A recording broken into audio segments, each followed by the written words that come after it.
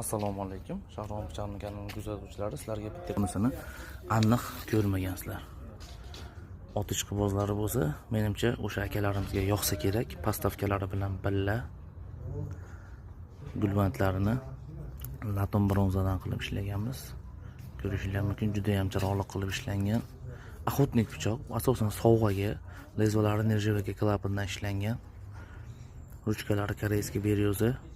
Mana bu orqasiga otni kallasini o'rnatganmiz.